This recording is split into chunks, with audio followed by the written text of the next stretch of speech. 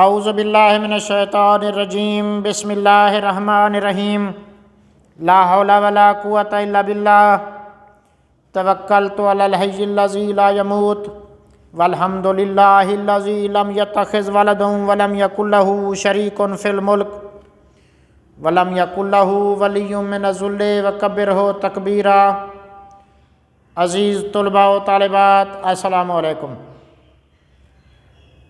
City science و arts academy کی طرف سے جماعت دہم کے درس کے ساتھ اختر کشک حاضر خدمت ہوں، اور آج کا ہمارا جو سبق ہے اس کا عنوان ہے ملمہ۔ اس کے مصنفہ ہیں حاجرہ مسرور صاحبہ، اور حاجرہ مسرور اس کی مصنفہ، سبق کا عنوان ملمہ۔ عزیز طلباء، جیسا کہ آپ جانتے ہیں کہ ہم اپنا سلیبس ختم کر چکے ہیں، صرف روین کے طور پر، دہرائی کے طور پر میں آپ کو دوبارہ پڑھا رہا ہوں تاکہ کرونا کے ایام میں آپ بیٹھے بیٹھے بھول بھی نہ جائیں، اور جو کچھ انشاءاللہ پڑھایا جائے آپ اسے یاد بھی کیا کریں گے اور اسے لکھا بھی کریں گے۔ ملمہ،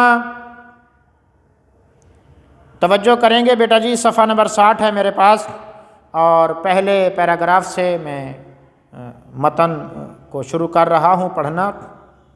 وہ ہو ریلوے ٹکٹ گھر کے سامنے سیاہ ریشمی برقعے میں لپٹی کھڑی تھی، پلٹی ہوئی نقاب، کچھ متعجب سی نگاہیں۔ رات کے 11:30 بج چکے تھے، گاڑی کے آنے میں صرف 15 منٹ باقی تھے، لیکن ٹکٹ گھر کی کھڑکیاں اب تک بند تھیں۔ اس کی حیران نظریں بند کھڑکیوں سے سر ٹکرا ٹکرا کر اکتا گئیں۔ اس نے ایک نظر اپنے ارد گرد ڈالی، زمین اور بنچوں پر سینکڑوں آدمی لاشوں کی طرح پڑے سو رہے تھے، جیسے ان سب کو سفر کرنا ہی نہ تھا۔ وہ آہستہ سے کلی کی طرف مڑی، جو اس کا ہلکا پھلکا اٹیچی کیس اور مختصر سا بستر سر پر رکھے ہوئے تھا۔ کلی اب تک ٹکٹ گھر نہیں کھلا، یوں گاڑی ہمیشہ لیٹ رہت ہے۔ کلی نے اپنی دھندلی سی تنہا آنکھ اس کے خوبصورت چہرے پر گاڑ دی، اور جیسے اس کی دوسری پھوٹی ہوئی آنکھ کا دھنسا ہوا پپوٹا اپنی بے میگی پر پھڑکنے لگا۔ یوں گاڑی ہمیشہ لیٹ رہتا ہے، یہ کلی کا جملہ ہے، چونکہ زیادہ پڑھا لکھا نہیں تھا، یا یوں کہوں کہ پڑھا لکھا نہیں تھا اور اردو بولنے کی کوشش کر رہا تھا۔ تو کہاں بیٹھوں میں، وہ جیسے اپنے آپ سے سوال کر رہی تھی۔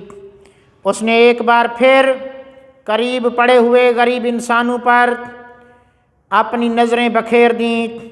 یہیں بیٹھ جاؤ، یہاں۔ اسے ایسا محسوس ہوا کہ اس کا ریشمی برقع، خوبصورت چہرہ اور نفیس سامان غریب کلی کی نظروں میں کوئی حقیقت نہیں رکھتا۔ اس لیے اس نے سوالیہ نظروں سے کہا کہ میں یہاں بیٹھ جاؤں۔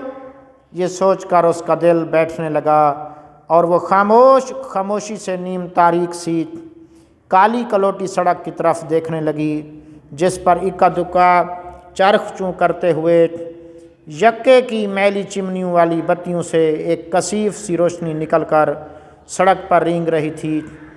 اس کا خیال فوراً ہی اپنی موجودہ حالت کی طرف دوڑ گیا۔ میں کیا ہوں اس وقت؟ دیکھنے والوں کی نظر میں یقیناً کوئی امیر کبیر آزاد خیال لڑکی، لیکن در حقیقت ایک مٹے ہوئے خاندان کی قابل لیکن پریشان حال لڑکی، بالکل یکے کی دھندلی لالٹین۔ رکھے دیتے ہیں سامان اسی جگہ ہے، کلی بولا۔ پہلے بھی بتا چکا ہوں کہ کلی پڑھا لکھا نہیں ہے، اور اس نوجوان لڑکی کے ساتھ اردو بولنے کی کوشش کر رہا ہے۔ اس جملے کا مطلب کہ جو کلی نے کہا رکھے دیتے ہیں سامان اسی جگہ، یعنی میں آپ کا سامان اسی جگہ رکھ دیتا ہوں۔ نہیں، میں یہاں نہیں بیٹھوں گی۔ اس نے کسی قدر غصے سے کہا، پھر اندھیرے میں گھورنے لگی۔ اندھیری سڑک پر کرارے بوٹوں کی چرر پیدا ہوئی اور ایک سایہ لرزتا ہوا بڑھنے لگا۔ آخر اسٹیشن کی تیز روشنی میں اس نے دیکھا کہ ایک قبول صورت یعنی خوبصورت نوجوان ایک بھاری اوور کوٹ پہنے اسی طرف آ رہا ہے۔